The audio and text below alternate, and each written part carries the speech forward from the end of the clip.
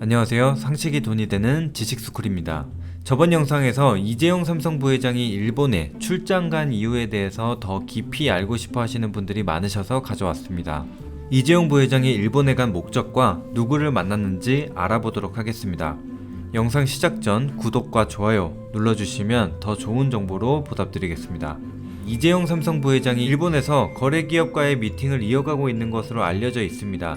대표적으로 에칭가스 공급사인 일본 스텔라와 포토레지스트 공급사인 스미토모 화학 등이 꼽히고 있습니다. 이 부회장은 이들에게 미국, 대만 등을 통한 우회 수출을 요구하고 해당 일본 기업들의 현지 공장을 통한 공급량을 늘리는 방식을 제안했습니다. 그러나 결과는 예측하기 힘든 상황으로 돌아갔고 일본 정부가 우회 수출도 차단할 가능성이 제기되면서 이 부회장의 귀국 예정일이 연기된 것도 이와 무관치 않다는 분석이 있습니다. 그렇다면 이재용 부회장은 어떤 해결책을 선택했을까요? 오늘 오전 일본 ANN 방송은 이재용 부회장이 일본의 메가뱅크 및 반도체 업체 등과 협의하는 방향으로 조정하고 있다는 뉴스를 보도했습니다. 여기서 잠깐, 이재용 부회장은 왜 일본의 은행 간부와 면회를 했을까요?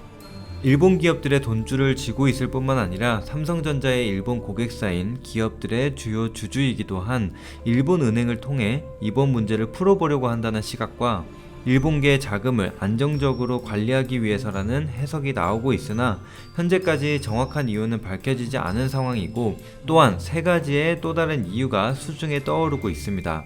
삼성전자에는 일본 반도체 소재 계열사인 소니, 파나소닉, 후지스, NEC, 도시바, 히타치, 캐논 등 5천여사와 파트너십을 맺고 있는 삼성전자 재팬이라는 일본 법인 자회사가 있습니다.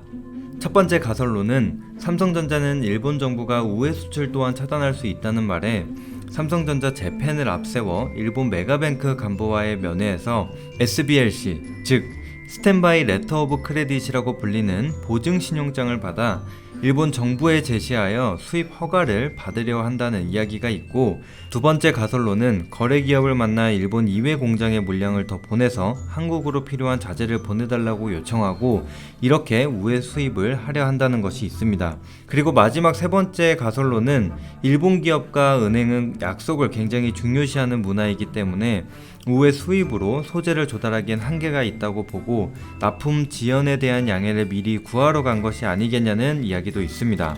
이번 일본 반도체 수출 규제로 삼성전자 이재용 부회장의 기업인으로서 위기 대처 능력이 도마 위에 오르고 있는 상황이고, 과연 이재용 부회장이 꺼내든 진짜 카드는 무엇이라고 생각되시는지 여러분들의 생각을 댓글로 남겨주시길 바라겠습니다. 이상스쿨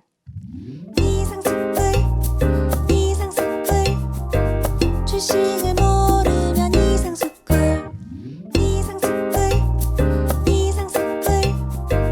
주식을 모르면 이상스쿨 주식 모르니 이상스쿨